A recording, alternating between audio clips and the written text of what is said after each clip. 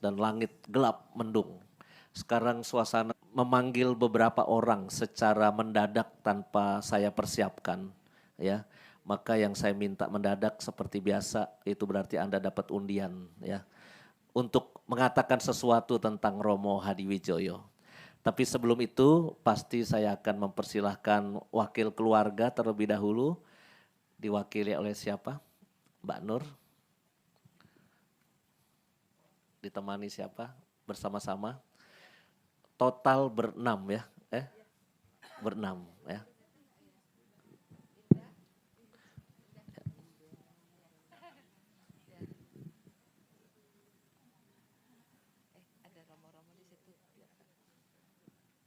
Selamat sore para romo, para frater, suster, juga Bapak Ibu semua. Kami di sini adik-adiknya Romo Hadi semua. Sekali lagi hanya syukur, puji, dan sembah kepada Tuhan atas segala kasih karunia yang Tuhan telah berikan kepada kami semua, khususnya kepada kakak kami tercinta, Romo Hadiwijoyo. Kami merasa sangat bahagia dengan Romo Hadi ditemani oleh para sahabatnya, para Romo semua.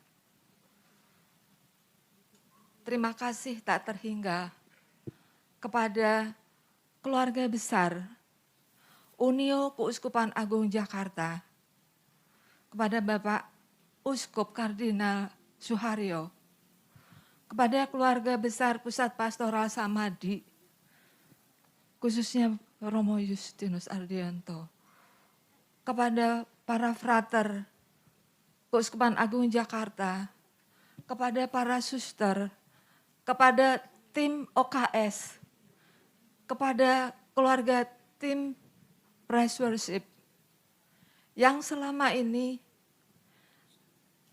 telah menjaga, telah merawat, telah menemani Romo Hadi dengan penuh cintanya.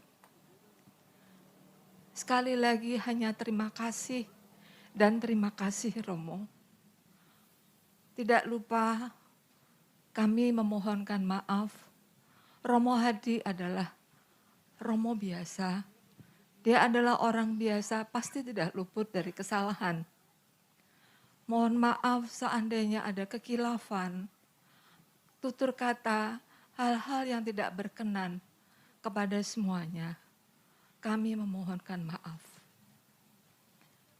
Sekali lagi, terima kasih kepada Tuhan, terima kasih kepada semua atas kasih-Nya. Terima kasih Romo.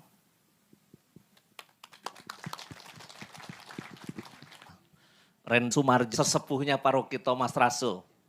Ya, waktu itu menjadi wakil ketua Dewan Paroki Romo Hadiwijoyo, ya masa itu berkarya sebagai Romo Paroki. Pak Marjo mungkin ada sesuatu yang ingin disampaikan.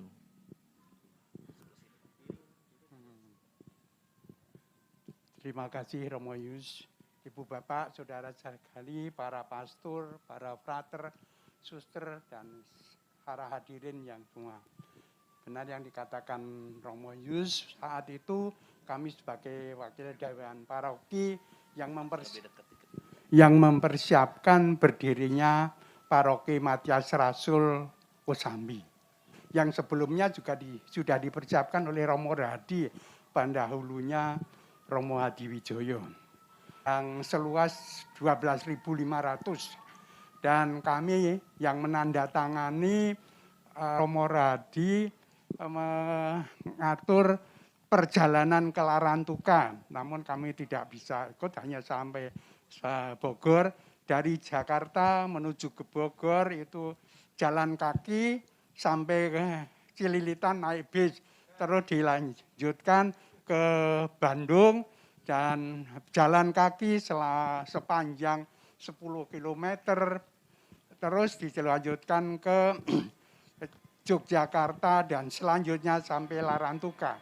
Tapi sampai di Lombok Mataram eh, kami waktu itu oleh Romo Hadiwijoyo itu ditugasi apabila Romo Wiyanto itu mengalami sesuatu yang bisa mengeluarkan dana apabila Romo Wiyanto itu mengalami sesuatu yang bisa mencairkan uang ini antara lain kami. Ternyata yang meninggal itu bukan Romo Wiyanto tapi anak kami yang kedua.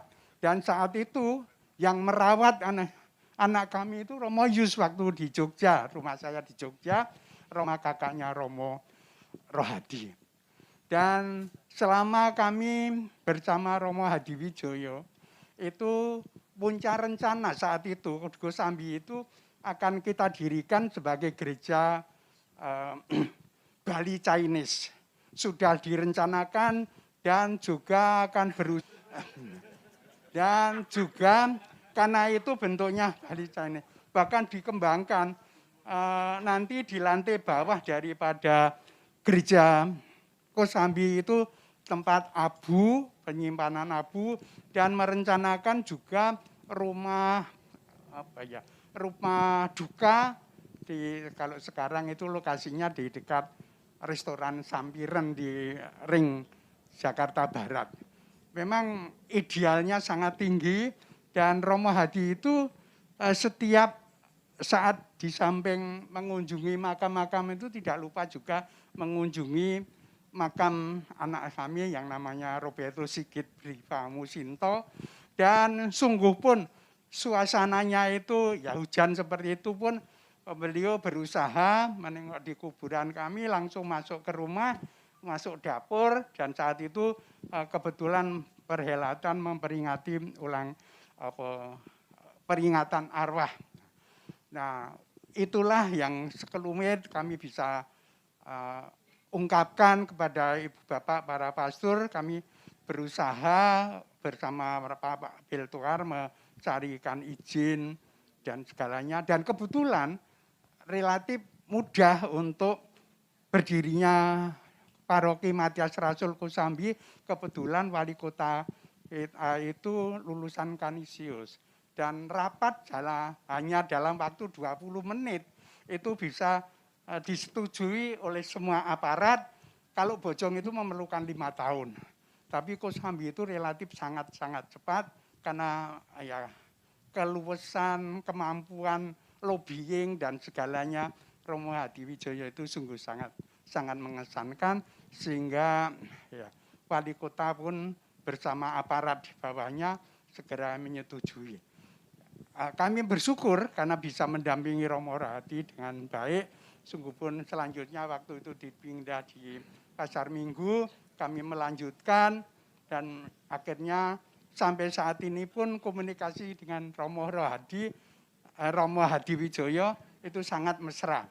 Dan terima kasih atas segala sesuatu yang diberikan Romo Hadiwijoyo kepada Paroki Thomas Rasul, Paroki Matias Rasul, dan umat yang ada di wilayah kami. Terima kasih Romo.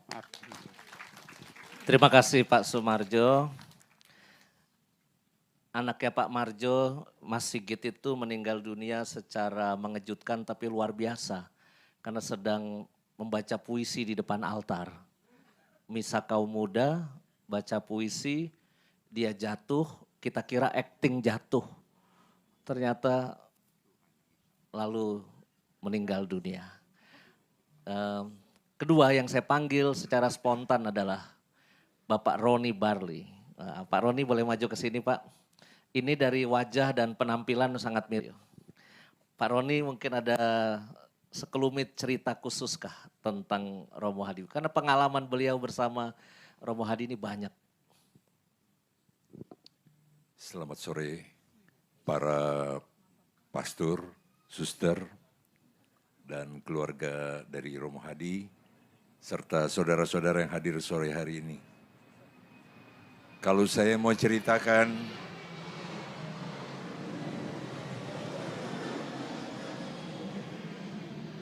bukan hanya sekedar sekelumit, tapi banyak sekali cerita dengan Romo Hadi ini. sampai menyambung ke ujung Larantuka. Saya kebetulan terlibat di situ dan secara tidak sengaja karena 10 kita baru 1. Tapi kebetulan saya bisa mengerti apa yang selalu dia inginkan. Seperti perjalanan Larantuka. Itu dimulai dengan perjalanan Romo Hadi naik motor waktu di Kampung Sawah menuju ke tim-tim sana untuk bertemu dengan Uskup Belo.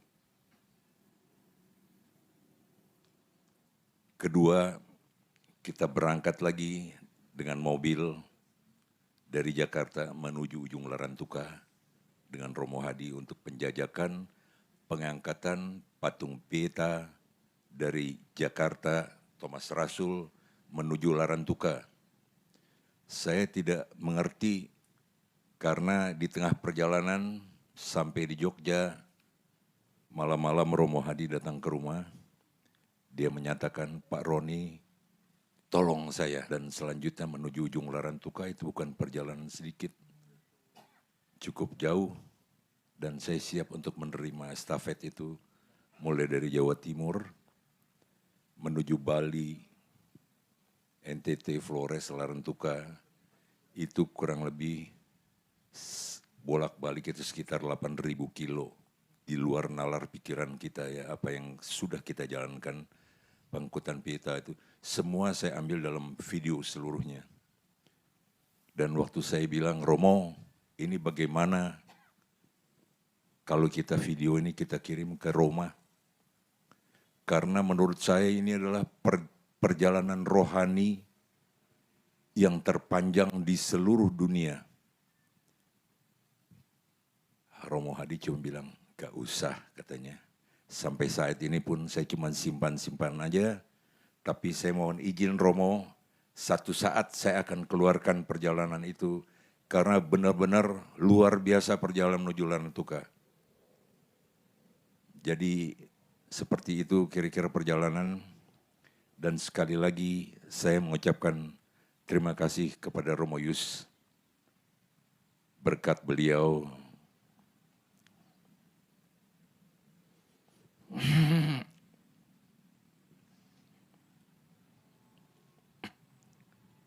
saya bisa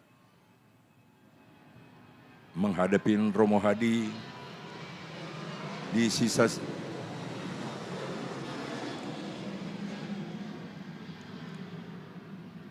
sisa-sisa hidupnya.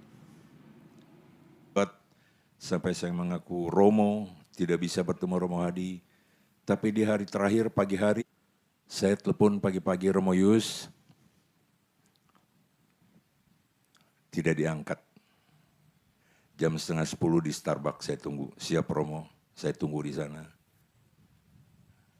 Saya sampai di Carolus, Romo belum datang, tapi menjelang jam 11, saya dengan beliau sama-sama masuk ke ruangan Romo Hadi. Matanya masih terpejam, masuk, saya hanya bisa membisikkan, Romo, saya Roni, saya pegang tangan beliau, matanya terbuka dan dia tidak bisa berbicara karena ada masker, dia hanya mengedipkan mata aja. Saya melihat begitu banyak Romo dan suster datang.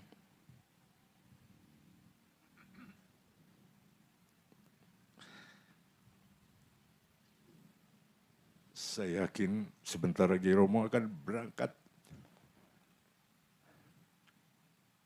Saya benar-benar merasa kehilangan